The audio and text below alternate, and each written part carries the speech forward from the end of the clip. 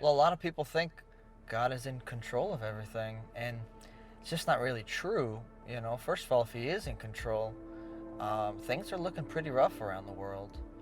But He gave the earth to mankind, and in the garden, mankind turned it over to the enemy. So the reason bad things happen is because the enemy's got the ball, and that's why He sent Jesus to the earth to change that.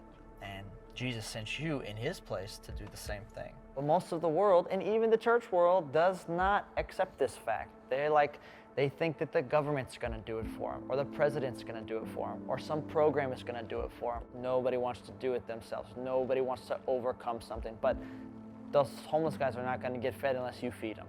And faith without works is dead, man. Like, what are you going to do about the world? You're going to give it back to God and say, hey, it's the same way as how you left it. It's worse, actually. He's going to say, oh, man, depart from me. I didn't ever know you. And I think that's a struggle that the church is having, is understanding that we are the change. With all the different groups that there are out there, there's a difference between them and us. He says we are just as He is in this world, and there's a reason we're here on this world, to make a difference.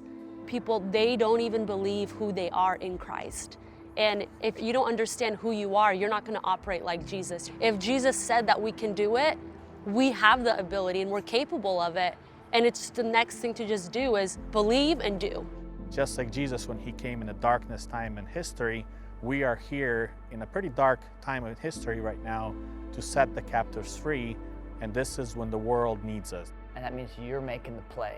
And so many Christians are afraid to make a play, or afraid to make a call. They're like, oh my God, is this God's will? I don't know, but you better hurry up and do something with that ball or you're going to get smashed.